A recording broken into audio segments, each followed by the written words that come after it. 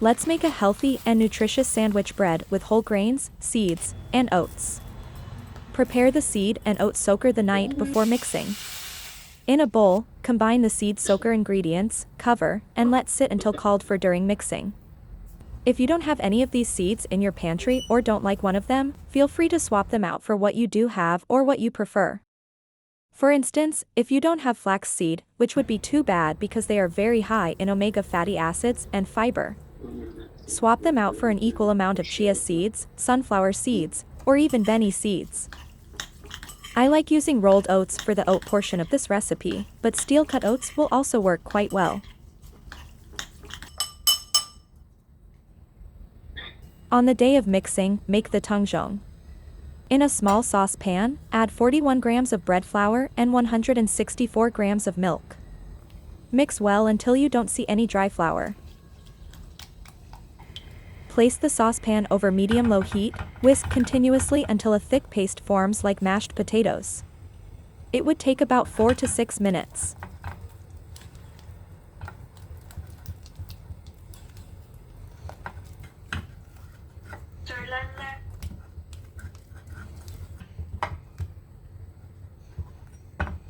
Remove the pan from the heat and spread the Tangzhong out on a small plate to expedite cooling.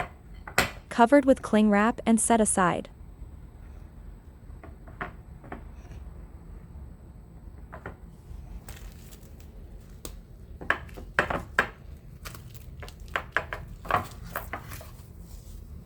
To the bowl of a stand mixer, add 230 grams of high-protein bread flour, 8 grams of salt, 29 grams of honey.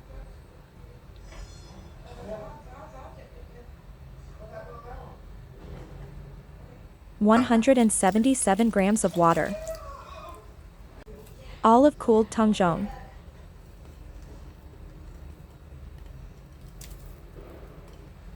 And all of the ripe levain.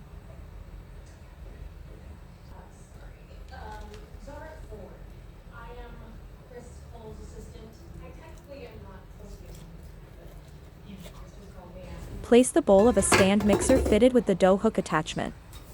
Mix on low speed for 1 to 2 minutes until the ingredients come together and no dry bits remain.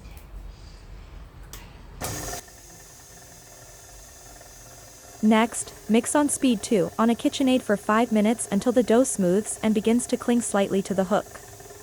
This is a very soft dough and won't completely clear the sides of the bowl at this point. Let the dough rest in the bowl for 5 minutes. After 5 minutes of rest, add the entire contents of the seed and oat soaker and mix on low speed just until the soaker is incorporated.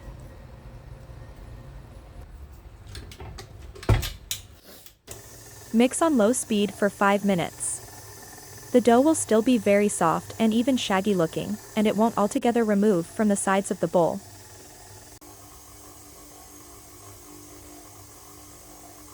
After 5 minutes of mixing, transfer the dough to a bulk fermentation container and cover.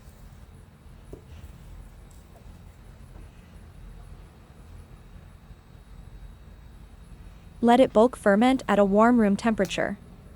My kitchen temperature is around 28 degrees Celsius. Bulk fermentation should take about 3 hours. This dough will require 2 sets of stretches and folds during bulk fermentation. After the first 30 minutes, wet your hands, grab the side of the dough farthest from you, and stretch it over to the other side. Rotate the bowl 180 degrees and repeat. Then rotate the bowl 90 degrees, and stretch and fold that side. Rotate the bowl 180 degrees again and finish with a stretch and fold on the last side. The dough should be neatly folded up in the bowl.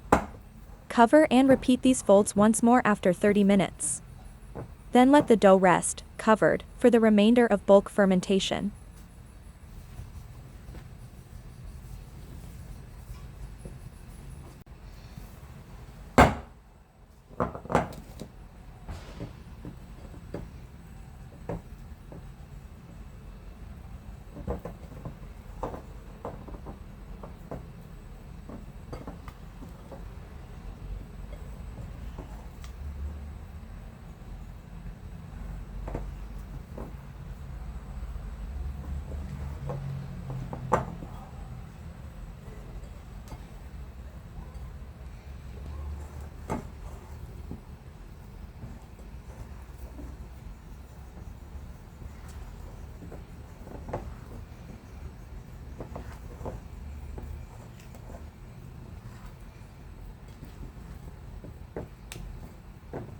After 3 hours, the dough should be well risen in the bulk fermentation container and puffy to the touch.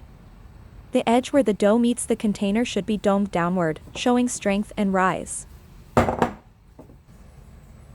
Scrape the dough onto a clean counter.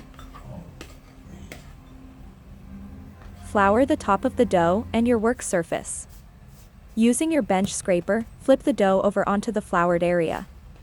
Using floured hands, fold in the sides of the dough, and then roll it down from top to bottom.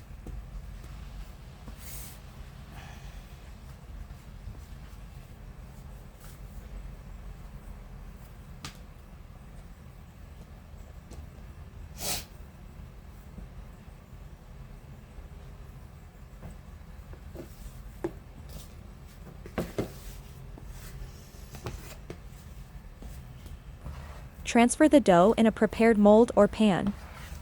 This is a 1 kilo dough, so you might need a bigger and taller mold for it. Mine was not so tall, so it was my bad. Cover it with a large, reusable plastic bag and seal shut. Let the dough proof on the counter for about 2 hours.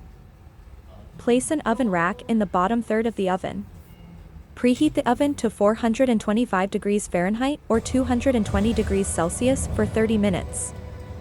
Slide the pans into the oven and bake for 20 minutes with steam. Then, reduce the oven temperature to 350 degrees Fahrenheit 175 degrees Celsius and remove the steaming pans from inside the oven. Continue to bake for 25 to 30 minutes more. This high-fiber bread recipe benefits from additional rest after baking before slicing. Let the loaves cool on a wire rack for at least 2 hours before slicing with your bread knife. Be sure to store this bread properly to keep this bread fresh for a week or more. If you liked this recipe, please give this video a thumbs up and subscribe to the channel for more content like this. Thank you so much for watching. Happy baking, enjoy!